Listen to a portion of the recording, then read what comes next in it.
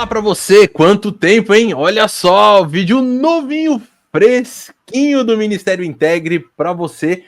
E olha, na semana passada a gente já conversou um pouquinho, falamos sobre um novo projeto, uma nova série, um novo estudo, principalmente um novo grupo de vídeos que nós estamos aqui criando, produzindo, pensando, sonhando com o intuito de ser uma grande bênção na sua vida. Não é isso, Carol? Nova temporada. É isso Muito aí. animada para isso, gente. Novo tema que a gente, na verdade, a gente já deu spoiler, né? Porque a gente gosta do spoiler. Semana passada a gente já falou sobre o que a gente vai falar durante esses dias todos, essas semanas todas. Então tá todo mundo convidado para junto com a gente todo sábado nesse novo tema. E o Integriflix que você precisa fazer, ele tá com esse livro novo aqui, ó. É o livro do Clayton Kuntz, As Ações Parabólicas de Jesus no Evangelho de Marcos. Gente, isso é muito bacana. Por quê? Porque mais do que só estudar as parábolas de Jesus, que eu tenho certeza vocês conhecem, aliás, inclusive tem tanta coisa nos evangelhos que inclusive são parábolas e que dificilmente às vezes se é estudado, né?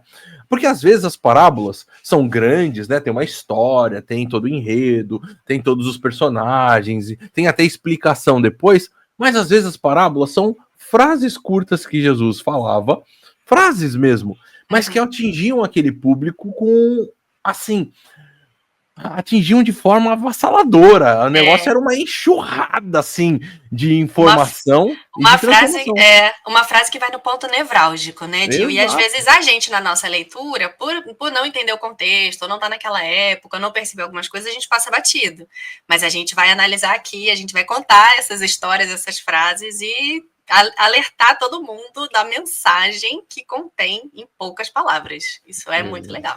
Exato. E olha só, uma das coisas, até mesmo que poucas vezes são estudadas, é esse tema que são as ações parabólicas. Porque as parábolas, como a gente falou, principalmente essas maiores, a parábola do grão de mostarda, do semeador, do filho pródigo, é óbvio que nós, inclusive, vamos falar sobre algumas delas também aqui, mas as ações que Jesus fazia também tinham o intuito de ensinar. E é por isso que muitas vezes os evangelistas, né? Mateus, Marcos, Lucas, João menos, mas também faz essas descrições das ações. Inclusive, muitas vezes colocam como era a reação das pessoas às ações que Jesus estava fazendo. E uma dessas ações tão interessantes e impressionantes é logo o começo de Jesus, que a gente quer conversar hoje. O começo de Jesus, não, perdão. O começo do ministério de Jesus. Isso aí. Porque, afinal de contas, Jesus foi batizado. Isso está narrado no Evangelho de Mateus, está narrado no Evangelho de Marcos, está narrado no Evangelho de Lucas. Enfim, você conhece a história, você sabe daquilo que aconteceu e tal. Mas você já parou para fazer algumas perguntas sobre isso? Por que Jesus foi batizado? Que raio que estava acontecendo? O que isso significa, né? O que isso significa? E principalmente, poxa, será que eu preciso saber que Jesus foi batizado só para saber que ele também passou por isso? Ou será que tem alguma lição pra gente hoje? Será que tem alguma coisa que eu, a Carol e você podemos aprender, podemos presenciar na nossa vida e até mesmo ficar ligadão para que a gente possa, ao entender essa mensagem da parábola, da ação parabólica de Jesus, aplicá-la na nossa vida? Eu já vou dar o primeiro aqui, ponto para mim, nevrálgico da coisa, para usar a palavra da Carol aí. Manda ver. Gente, uma das questões que foi colocada é o seguinte: poxa vida, Jesus foi batizado, beleza, mas será que é simplesmente uma transição? Será que eu que pego ali o texto bíblico, né? Pô, tô lendo ali, e se você pega, por exemplo, como a gente, e o livro aqui apresenta, que tá falando sobre o momento de... Logo no comecinho do ministério, da vida de Jesus. Porque Marcos é curtinho. Então, resumido, apresenta, né? Lá, chegou Jesus e Jesus foi batizado. Tipo, isso tá nos primeiros 5 versículos do livro. Não tem muita informação anterior. Aí você fala assim, pô, pra que eu tô querendo saber sobre o batismo de Jesus? Será que esse evento é só uma transição? É só um marco pontual histórico? Porque se é um marco pontual histórico, tá bom, tá, aconteceu, eu sei que aconteceu, acabou. Não tem nada para falar com a minha vida. Mas se é algo além, o que é esse além? É interessante. Aqueles que às vezes pensam que o batismo de Jesus é só uma transição, apresentam algumas situações. É simplesmente assim, por exemplo, de João para Jesus. Afinal, até agora era o ministério de João, depois agora vai ser o ministério de Jesus. Mas nós sabemos, não tanto pelo evangelho de Marcos, que ele se cala sobre muita coisa sobre João depois, mas que João continuou tendo seu ministério. E até os discípulos de João depois foram procurar Jesus também, querendo saber informações. Então, assim, peraí, João João não acabou, né? João não acabou ali. Ele era a voz que clamava no deserto. Ele é o cara que está fazendo o ministério dele. Será que é só uma transição da vida particular de Jesus, né? Afinal de contas, até aquele momento ele ainda estava, sei lá, andando com a família, né? Ajudando o pai no trabalho, vivendo a vida ali. Agora ele começou, então agora ele vai começar a ter o ministério público. Foi apresentado à sociedade, digamos assim. Foi apresentado à sociedade. Será que é só isso? Será que é uma proposta simplesmente de que João está apresentando que vem um novo tipo de batismo, e aí é uma transição entre o batismo que existia antes e o batismo que agora vai começar a acontecer? Olha, também, se fosse só isso, então João não poderia ter continuado a fazer o ministério de batismo, que falou, não, então esse aqui agora acabou e agora é só esse próximo. Então a gente precisa saber que a primeira coisa o evento não é simplesmente uma transição. Ele não está falando, olha, a partir de agora acabou tal coisa e vai seguir isso, ou vai seguir uma nova e acabou todo o resto, a gente esquece do passado, o passado agora a gente faz o seguinte, a gente vai conversar com o curador do museu, vamos levar lá todas as coisas do passado, deixa lá guardado, que não serve mais pra gente. Não é.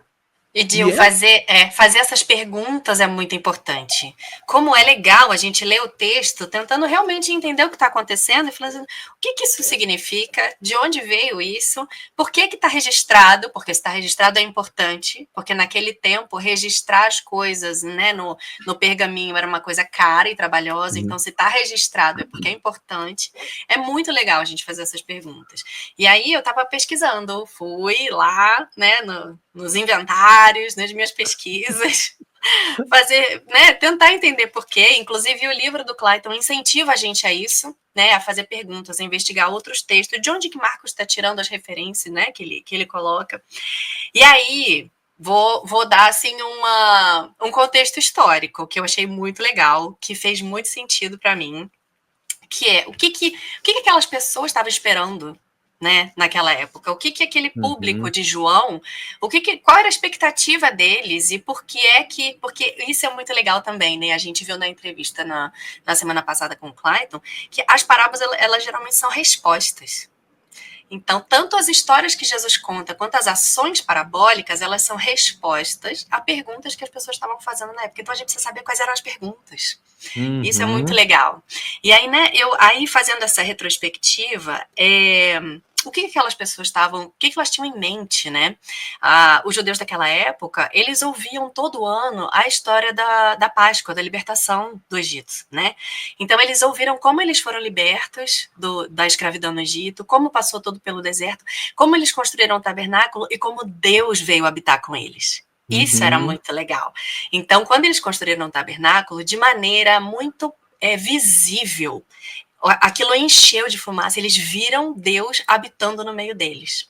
E aí a coisa aconteceu, eles ganharam uma terra, ganharam reis, ganharam reinos, e aí veio a construção do templo, e de maneira visível de novo, Deus habita entre eles. E aí Deus vem, né, enche o templo de fumaça. Isso é legal também para o pessoal que não acompanhou as leituras que a gente fez, né, leitura anual, a gente passou por todas essas histórias, isso é muito interessante, o pessoal voltar lá na playlist e acompanhar com a gente. Então, esse povo, ele tinha um histórico de Deus habitando com eles, de maneira concreta. E aí, passou um pouco de tempo, o próprio povo quebrou essa aliança com Deus, né, se afastou, e quando o templo foi destruído, eles entenderam que essa presença de Deus se afastou. A gente viu lá nos profetas, né, como se Deus tivesse se afastado, essa presença de Deus foi embora. E aí os últimos profetas... Aliás, Tem, inclusive, depois do profeta, o tempo que nós chamamos de tempo de silêncio, exatamente, né? 400 anos que Deus não mandava profeta nenhum, que não falava nada. E aí, de repente, o que eu achei sensacional desse episódio, né, dessa ação parabólica, porque aí Jesus não conta uma história, ele representa alguma coisa, né? É uma ação que representa uma verdade. Isso eu achei muito legal, porque aí Jesus aqui está representando esse retorno de Deus habitando entre os homens. Eu achei isso muito legal, porque é uma marca, esse batismo, quem tiver o texto aí para ler, né, o primeiro capítulo de Marcos, vê que coisas acontecem, né? Ouve-se uma voz, na verdade. Ouve-se uma voz do céu. E aí, de repente, desce uma pomba, tem uma voz do céu, as pessoas, né, ficam maravilhadas. É um evento, assim, muito, muito importante. E isso é uma marca de volta, de Deus habitando com a gente de volta. Deus carimbando que, olha, gente, esse é o meu filho. Confiem nele, acreditem nele. O que Jesus é verdade. O que Jesus fala é verdade. Então, Amém. uma coisa extraordinária aconteceu aqui, né, em forma de ação parabólica. Eu fiquei assim, revirando, né, os autos da história. Eu falei assim, gente, isso é incrível, isso é incrível. E, gente, olha só, que coisa impressionante tudo isso, né? Porque a gente pode parar para pensar nas lições de tudo isso pra gente. É óbvio que você fala assim, poxa, tudo isso é legal, é bonito, e a gente tem, inclusive, toda essa situação. Eu queria estar lá, imagina, poder ouvir essa voz. Cara, que coisa, olha só, arrepia só de pensar na possibilidade, já te dá, assim, né, uma coisa doida. Agora, o que a gente tem? A gente tem esse povo que tá passando por esse momento de perrengue grande. Afinal de contas, como foi colocado, eles estão passando por 400 anos de silêncio. Há 400 anos Deus não fala com o povo, não manda um profeta, não tem nada.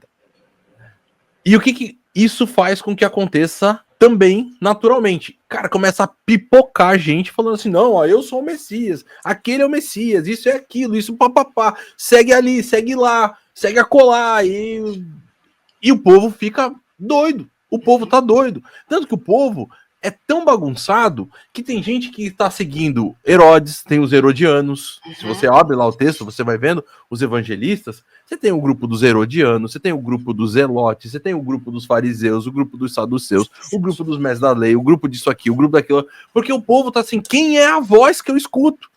Sim. Pra onde eu vou? A gente tá com sede, a gente tá com sede, quer ouvir alguma coisa. É gente interpretando a Bíblia de um jeito, é o outro interpretando a Bíblia de outro. Jesus era interrogado, mas peraí, ó, tal pessoa fala que é isso, e outro, e o que a gente faz de fato? O povo está confuso, e isso não é diferente dos nossos dias. De hoje. Nós não estamos cativos pelo Império Romano, como eles estavam, sendo subjugados por Roma, nós não temos tudo isso, é verdade. Mas nós estamos, sim, vivendo num momento onde o que ouvir vozes é extremamente complexo. Por quê? Porque tem muitas vozes por aí dizendo, é assim agora. Não, olha, eu recebi uma revelação. Não, olha, eu tenho aqui um anjo apareceu para mim e disse tal coisa. Na verdade, agora a gente vai reinterpretar o texto para que agora o texto ele seja verdadeiro para o público de hoje, para nossa vida contemporânea. E para tudo. Quem tá falando a verdade? Quem tá falando a verdade? E nesse momento é legal porque no meio desse balaio de gato que o povo tá vivendo, chega então esse homem que vem de Nazaré. Porque tem algumas coisas que são bem interessantes nessa leitura do texto, né? Porque o texto vai falar lá no capítulo 1 que inclusive vinha gente de toda a Judéia e de Jerusalém para ser batizada por João ali no Rio Jordão. Eram os lugares importantes, né? Eram lugares importantes, era ali a região central, afinal de contas, a própria capital Jerusalém ficava na Judéia, era a região da Judéia. Na época de Jesus, aquele pedaço de terra era dividido em Judéia no sul, Samaria no centro e a Galileia no norte, né? E aí vem Jesus, que vem de Nazaré, ou seja, vem de lá da ribanceira, ele vem descendo, e aquele bando de gente importante, culta, que se achava Não se achava nem a última bolacha do pacote, eles se achavam a prateleira onde é guardada a bolacha, né? Então, então assim, agora vocês chegaram no suprassumo do ambiente e coisa assim. Afinal, era ali que tinha o serviço sacerdotal, era ali que tinha o próprio templo, era ali que tinha o sumo sacerdote, enfim, tinha todo esse grande movimento acontecendo, e chega lá aquele homem de Nazaré. Quem é esse cara? Quem é esse cara? E é nesse momento que vai chegar, então, essa voz que vem do céu e diz: esse cara é o meu filho. Esse cara é o Messias. Esse cara aí é aquele em quem essa pomba vem, o Espírito vem nesse formato de pomba e pousa sobre ele. Foi na cabeça, no ombro, a gente não sabe, mas repousa sobre ele, mostrando exatamente essa autoridade que ele tinha, e esse Espírito que agora vai caminhar com ele ao longo de toda a trajetória. Ele, inclusive, agora vai levá-lo para o deserto para ser tentado, e enfim, e todo o ministério vai acontecer. Você tem essa realidade.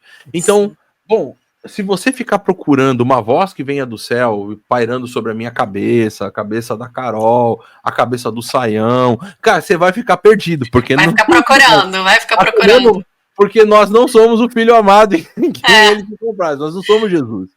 Mas é importante, então, você ter essa avaliação objetiva e concreta de quem é a pessoa que você agora vai passar a seguir. Porque logo depois Jesus vai começar a chamar os seus discípulos, chamar as pessoas para segui-lo.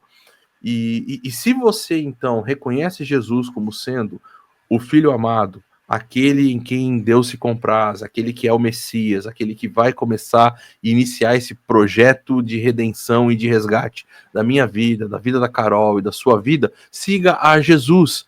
E siga a Jesus se conectando, se integrando numa comunidade de fé de pessoas que amam a Jesus e seguem a Jesus também, né, Dil? Isso é exatamente isso que significa pra gente hoje, porque, vamos ser sinceros, um evento que aconteceu há, sei lá, 2000 anos atrás, de que maneira isso impacta a gente hoje? Ou por que isso tem significado até hoje? Ou por que a gente lê isso até hoje e a gente pode confiar nisso? É justamente porque Jesus recebeu essa comprovação do próprio Deus, de que ele era quem estava naquele momento inaugurando o reino de Deus. Jesus veio para isso, para inaugurar esse reino, para dar esperança para a gente, para dizer que não está tudo perdido, porque no fundo também era o que aquelas pessoas estavam pensando, né?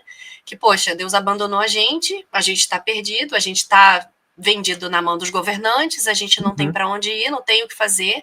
E aí Jesus veio trazer essa esperança, essa mensagem de que não acabou. As coisas não acabaram. Deus está aqui, Deus habita com a gente, Jesus mostra isso, e Jesus não só fala isso, né? Isso aqui é interessante, essa ação parabólica mostra isso, apresenta de maneira concreta que Jesus é o Filho de Deus e que ele veio trazer essa mensagem de esperança, e que essa mensagem de esperança vale até hoje. Porque se Deus já cumpriu todas as promessas, e inclusive essa de que Deus enviaria aquele, né, que seria o rei para sempre, a gente pode confiar em tudo que Jesus fala, a gente pode confiar em tudo que Jesus fez e tudo que Jesus prometeu que vai fazer, porque ele prometeu também que vai voltar. Então nisso a gente pode colocar a nossa esperança. Por causa desse evento, por causa desse carimbo que Jesus recebeu, a gente pode depositar a confiança de que isso é verdade. Eu acho isso muito incrível. Muito, muito legal. Promessas do passado que não garantia do presente e futuro através das ações parabólicas de Jesus. Que coisa mais interessante. Mas mais que isso, queria caminhar só mais uma outra realidade, porque talvez algumas das perguntas importantes dessa ação parabólica de Jesus por que raios isso acontece? Afinal de contas, Jesus precisava de batismo. Por que Jesus vai se batizar, né? Porque afinal de contas, o batismo era para arrependimento, né? E o batismo, inclusive de João, continua acontecendo. Valendo. Aliás, quando a gente chega lá em Atos, capítulo 18, 19, não lembro agora, tem encontro ali daquelas pessoas que eram discípulos e falam assim, olha, nós fomos batizados com o batismo de João. Sim. E aí fala assim, não, peraí, vamos lá que agora a coisa vai ficar diferente, né? Tem um upgrade. Vocês vão receber a nova atualização aí, a versão 3.0, né? Olha, é interessante, pessoal, nisso tudo, a gente pensa, se Jesus não precisava se batizar, porque afinal ele não precisava se arrepender, pense em algumas coisas comigo. Primeiro, Jesus, ele foi consciente para o ato. Tipo assim, ele não foi, nossa, João tá aqui, já que João tá aqui, eu tô aqui também, vamos lá, vamos aproveitar a oportunidade. Não, Jesus, ele foi consciente. Ele sabia o que ele estava fazendo. Ele sabia para onde ele estava indo. Ele sabia quem ele ia encontrar. Ele sabia quem ele era. Então, assim, ele não estava ali assim, poxa vida, ó, já que tá todo mundo fazendo isso aí, vamos lá, vou fazer também para ver o que acontece no final das contas. Jesus sabia quem João era. Sim. Jesus sabia o que João estava fazendo. E qual era, inclusive, o propósito e o plano de João dentro do plano divino do resgate da humanidade. Sim. Jesus sabia que o batismo de João era um batismo de arrependimento e que ele não tinha pecado. Ele sabia quem ele era, então assim, ele sabia dessa questão toda. E Jesus também sabia da missão que ele tinha para realizar. Ele sabia o que ele iria fazer. Ele sabia do plano perfeito de Deus, de que inclusive envolveria a morte dele para resgate de muitos. Bom, se tem tudo isso, por que raios ele fez aquilo? Por que muito, isso acontece? Não, e é muito legal porque, assim, tanto as parábolas quanto as ações parabólicas têm todas essas figuras que representam verdades, né? Que é isso que você está puxando. E o mais legal é isso, é a gente ler o texto fazendo perguntas, né? Tudo, porque natural que a gente olhasse para o texto e falasse assim, gente, mas Jesus não precisava. Né? O que ele está fazendo aqui? Quem são essas pessoas? Tava sem louça para lavar, né, meu avô? Vai arrumar uma casa para varrer, sei lá, né? Não estava fazendo nada, por que isso teve que acontecer, né? E assim, uma das figuras que é muito legal é justamente o fato de Jesus se identificar com a gente. Exato. Jesus é o próprio Deus. Então, no batismo, já que João estava anunciando esse batismo de arrependimento, João estava anunciando essa coisa grandiosa que estava chegando, que é o reino de Deus. Então, João falava, a gente precisa se preparar, porque está chegando uma coisa muito grandiosa e a gente não pode entrar nesse reino de qualquer jeito. Da mesma maneira como Deus, o tempo todo, né, ao longo da história do povo, Deus veio preparando as pessoas e existiam rituais, existiam coisas que preparavam as pessoas para se encontrarem com Deus. João está anunciando uma coisa dessa, né? Olha, tá chegando uma coisa aí que a gente precisa se preparar para isso. E a preparação é justamente o arrependimento. É reconhecer quem a gente é e reconhecer quem Deus é. Então a gente precisa se colocar no nosso lugar. E aí a gente mostra que se arrepende, né? Passando por esse banho. E aí Jesus falou assim, gente, eu não preciso desse banho, né? Tô limpinho, eu sou limpinho, não precisava desse banho. Mas, porque a missão de Jesus também foi vir aqui nessa terra e se identificar conosco e passar por todas as coisas que nós passamos e mostrar pra gente que a gente não tá sozinho, que Jesus entende completamente quem a gente é e as coisas pelas quais a gente passa. Jesus fala assim, então eu vou mostrar para vocês que eu vou me identificar com vocês desde o começo. Então, vamos tomar esse banho sim, porque eu preciso mostrar para vocês que é assim que funciona. É muito legal isso. E mais, agora, exatamente por causa dessa identificação, então a partir do momento que eu também me identifico com Cristo, porque o preço que ele pagou foi por minha vida. Eu vou fazer o quê? Eu vou seguir esse homem. Qual a primeira coisa que eu faço? Eu vou pro batismo. Vou me batizar. Eu vou me batizar. Vou confessar diante de todo mundo, vou falar para todo mundo, né, num evento público, que eu tô com ele. Exato. E agora o batismo, então, ele ganha toda essa dimensão, e é interessante a gente perceber como o próprio livro de Marcos, mais para frente, Jesus fala, olha, vocês vão ser identificados com o batismo com o qual eu me batizarei, com o que eu vou ser batizado, falando da morte dele. E aí depois Paulo vai pegar isso aí lá no livro de Romanos, vai falar assim, ó, nós fomos batizados, o que significa que nós fomos mortos, né, sepultados para o velho homem, e agora nascemos esse novo homem, e aí um homem com essa identificação com essa natureza do próprio Senhor Jesus. É maravilhoso. É completo, isso, é completo. É incrível, é algo assim realmente especial, que faz essa conexão com a gente, e sem sombra de dúvida, mexe exatamente também com o nosso coração e com a nossa vida. Então, poxa vida, você é um seguidor de Jesus? Olha, então o que eu recomendo?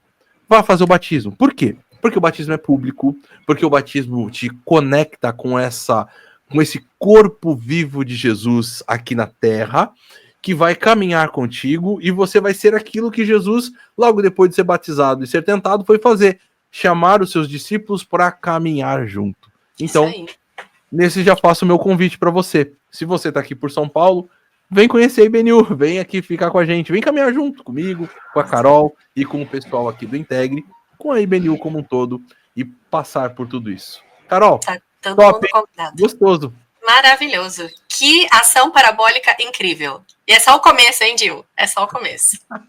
Esse é o começo, pessoal. Bom, eu quero então agradecer. Valeu, Carol. Obrigadão mesmo por esse bate-papo, foi bem gostoso. Eu que agradeço. E a gente continua. Sábado que vem tem mais, hein, gente? Acompanha a gente. Se você tá aqui por São Paulo, amanhã tem culto, celebração IBNU na Rua Tianguá 25. Você é nosso convidado. Vem conhecer a gente, vem dar um abraço, vem caminhar junto. E sábado que vem a gente se encontra.